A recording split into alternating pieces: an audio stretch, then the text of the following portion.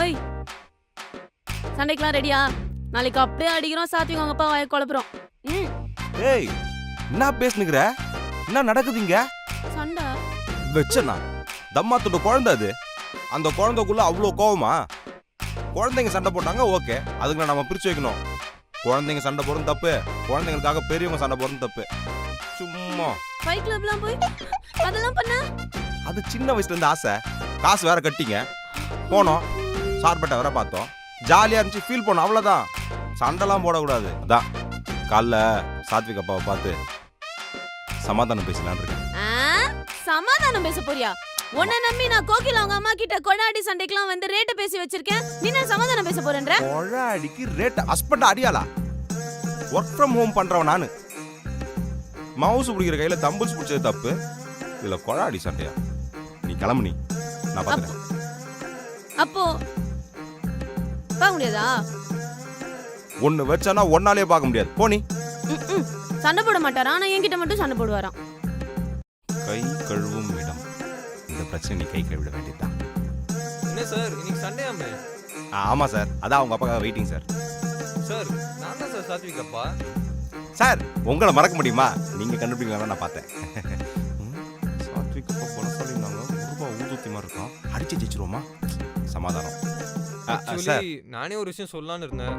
சின்ன பசங்க சண்டை போடுறதுலாம் தப்பு, அவங்களுக்காக நம்ம சண்டை போடுறதுலாம் நல்லா இல்லை சார். அது மட்டும் இல்லாமல் இன்னைக்கு சாத்விக்கோட பர்த்டே வேற. சாத்விக் பர்த்டேவா? ஆமாம் சார். சார் பசங்க நம்ம மடியில சார் இருப்பாங்க. வெயிட், ஐடியா ஓகேவா? Okay sir. Super sir. நீங்க ஓகே சார் இந்த பக்கம். மெய் மறந்து போயிட்டேன். நல்ல மனுஷயா.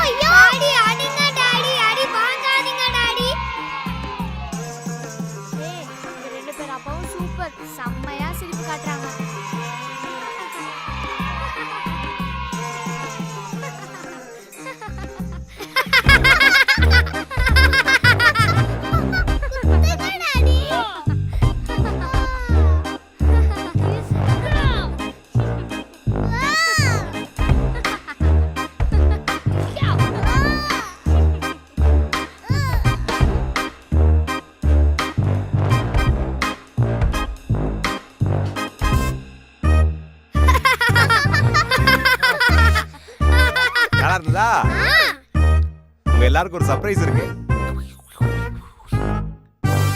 அப்படியா? Happy birthday Satwik. Super sir.